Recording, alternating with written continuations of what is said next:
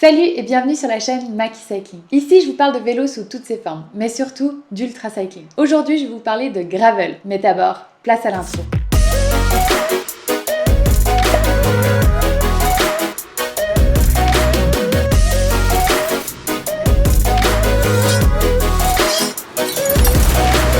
Tout d'abord, je tiens à vous remercier pour toutes les questions que vous m'avez fait parvenir par Instagram ou encore par Facebook. Aujourd'hui, je vous parle de gravel parce que j'ai eu la chance d'être invitée sur l'événement Gravel Epic.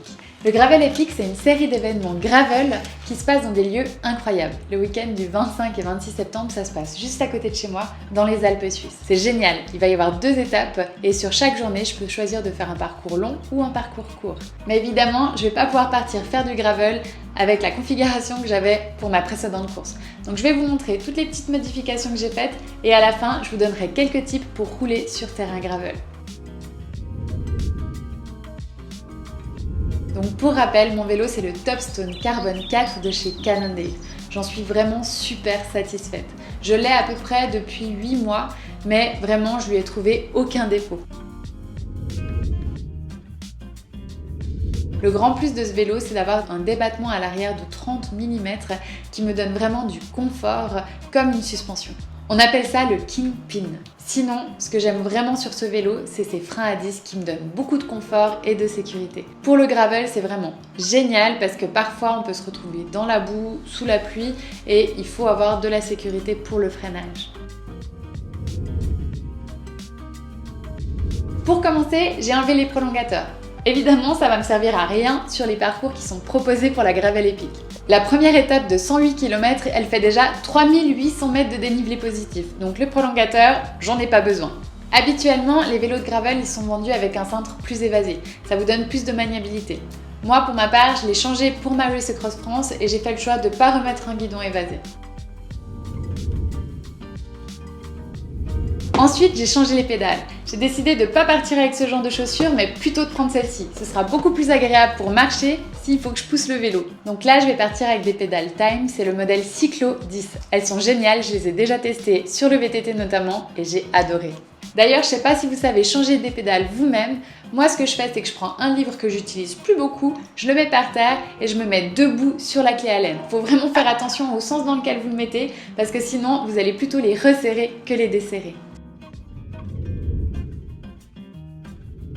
Ensuite, j'ai changé les roues. Vous vous rappelez, j'avais des roues en carbone pour ma Race Across France, avec des pneus lisses en 28 pouces. Là, j'ai décidé de remettre les roues d'origine avec des pneus plus profilés en 37 pouces. Ce qu'il faut savoir avec les pneus, c'est qu'il va vraiment falloir ajuster le gonflage selon le type de terrain que je vais avoir. Si c'est un petit peu plus gras, plus humide, je vais avoir tendance à dégonfler les pneus.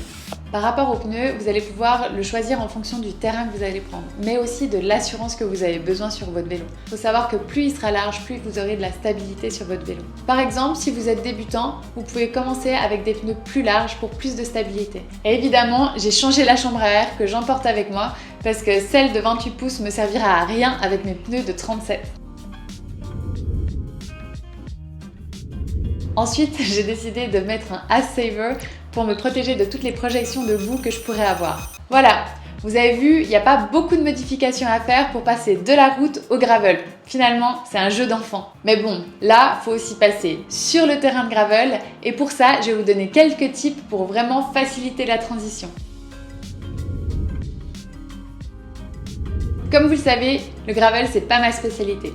Mais je le pratique depuis quelques années et j'ai quelques petits conseils qui pourraient vous être utiles. Premièrement, vous allez rencontrer plusieurs types de terrains. Vous allez avoir des chemins, de la terre, peut-être des racines, des gravillons ou encore du sable.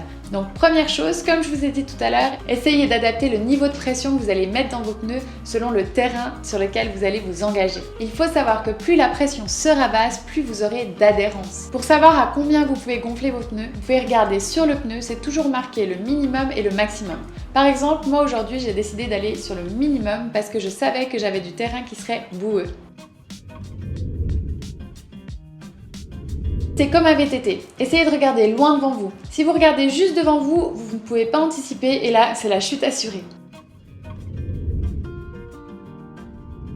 Ensuite, vous allez essayer de mouliner, c'est-à-dire que vous allez essayer d'augmenter la vitesse de pédalage en diminuant un petit peu la résistance que vous allez sentir dans vos jambes. Ça va vous permettre de passer tous les petits obstacles que vous allez rencontrer. Essayez aussi d'accélérer. Plus vous allez avoir de la vitesse, plus vous allez avoir de la facilité à passer les obstacles que vous rencontrerez. D'où l'importance de regarder loin devant. La descente, ça peut faire peur. Une chose toute simple, ça va être de vous lever de la selle et de vous reculer. Vous allez gagner en assurance sur votre vélo en ayant plus de stabilité. Dans la descente, pensez toujours à mettre vos pédales parallèles. Ça va vous permettre d'éviter tous les petits rochers qui vont se trouver sur vos côtés. Vous allez pouvoir mettre les pédales parallèles en descente, mais aussi à plat dès le moment où vous arrêtez de pédaler. C'est vraiment super important. D'ailleurs, ma première chute à VTT, c'était à cause des pédales. Et finalement, moi, un des éléments qui me fait encore peur, c'est les virages. Le seul conseil que je peux vous donner, c'est d'essayer de ralentir avant le virage pour le prendre plus lentement. Il faut savoir qu'en gravel, quand on est sur des terrains tels que du gravillon ou encore du sable, on va avoir tendance à chasser. Donc vaut mieux freiner un petit peu et le prendre à sa vitesse. Mais surtout, si je peux vous donner un conseil, ce serait de descendre du vélo quand vous n'êtes pas serein. Voilà, j'espère que cette vidéo t'a plu. La prochaine, ce sera sur mon expérience à la Gravel Epic. J'ai vraiment hâte, il paraît même qu'il y a des masseurs. Je vous montrerai aussi les routes sur lesquelles je me suis engagée. Les parcours ont l'air magnifiques et j'ai vraiment hâte d'y être. Avant de partir, n'oublie pas de liker cette vidéo, la partager et de t'abonner pour ne pas manquer de ma prochaine vidéo sur l'expérience de la Gravel Epic. À très vite. Ciao ciao!